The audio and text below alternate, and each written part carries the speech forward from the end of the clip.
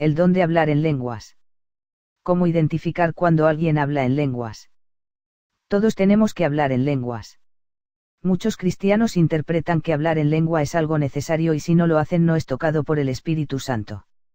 Balbucear no representan la palabra de Dios. ¿Cómo surgió el don de hablar en lenguas? Jesús mandó predicar la palabra de Dios a todo el mundo, por eso se dio el don de poder hablar en lenguas para que la palabra de Dios llegue a todo el mundo. En pocas palabras, hablar en lenguas es hablar un idioma que no sabías antes. Anteriormente esto se tomaba como un símbolo para los no creyentes. No es asombroso hablar un idioma que no hablabas antes.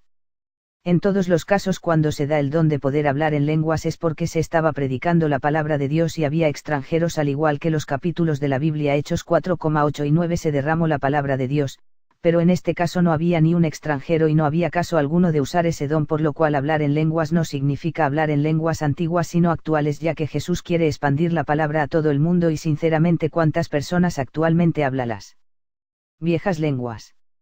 Cuando hablas en lenguas y estás orando sin razón aparente es porque oras a Dios, no al hombre, es un lenguaje que el hombre no entiende. Estudios en la Universidad de Pensilvania se demostró que al hablar en esa lengua no se activa áreas cerebrales de lenguaje de ninguna forma de comunicación. Simplemente porque no se habla a los hombres sino a Dios, no hablas con el entendimiento sino con el espíritu.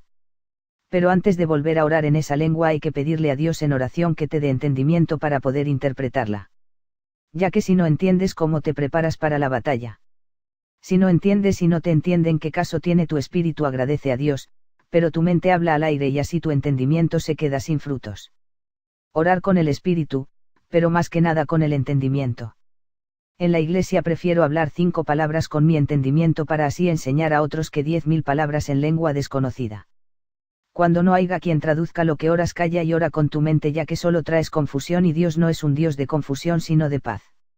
Así que, hermanos, profeticen en el nombre de Dios y no se limiten el hablar en lenguas, pero todo como debe y en orden.